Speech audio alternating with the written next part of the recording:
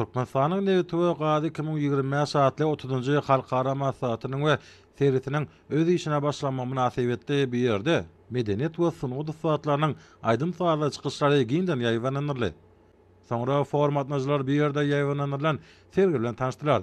Bir ýerde ýurdumyň ministrlikläriniň we pudoklaryň dolanýan edaralarynyň, ýerli kärhanalaryň, dünýäniň öňde barajy neft-gaz kompaniýalarynyň diwarlyklary ýerleşdirildi.